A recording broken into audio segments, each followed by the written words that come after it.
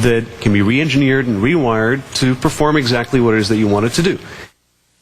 Now, the Toyota engineers say this does not mean there's a safety issue in other vehicles, just that there's a problem in the original experiment.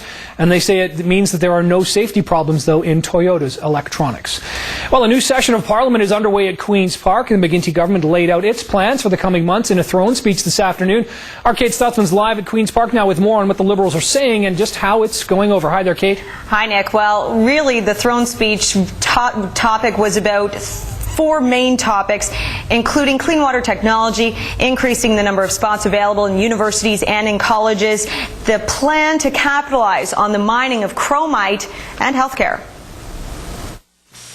And on this gorgeous spring day, I couldn't think of a better way for Ontarians together to spring into the future. The Liberals' 5-year plan includes increasing the number of spaces in colleges and universities by 20,000 this year. But there was still no talk of cutting tuition costs or raising loan limits. We're going to have to find a way, obviously, to fund those 20,000 spaces. That's not going to be an easy thing. The best way to improve access is to have lower tuition fees, so our students from Northern Ontario, Southwestern Ontario, and even in Toronto have access to go to post-secondary education. The Premier also wants to increase the number of foreign students by 50%, something the opposition doesn't think should be a priority. I think Dalton McGuinty's motivation at his core is how can I get more cash out of people's pockets. I suspect he may see foreign-based students as a cash cow.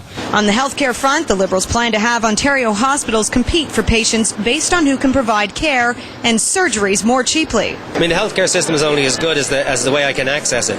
So if I'm living 100 miles away from where the centre actually is that I need to access, if I have cardiac problems, I have to see my doctor every single week.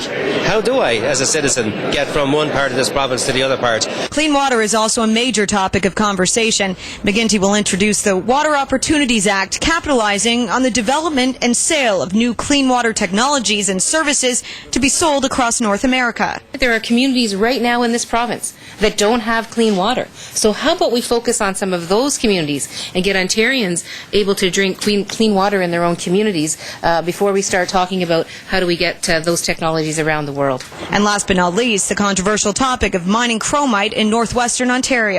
The mineral is the key ingredient in stainless steel. The main problem? The natives living on this land don't support the plan.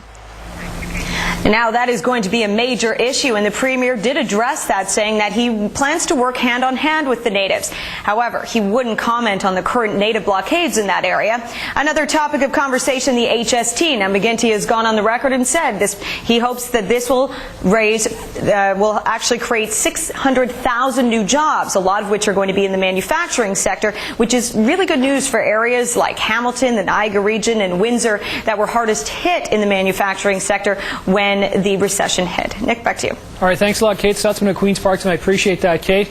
Meanwhile, in Ottawa tonight, Stephen Harper is basking in some high approval numbers for last week's throne speech. The Canadian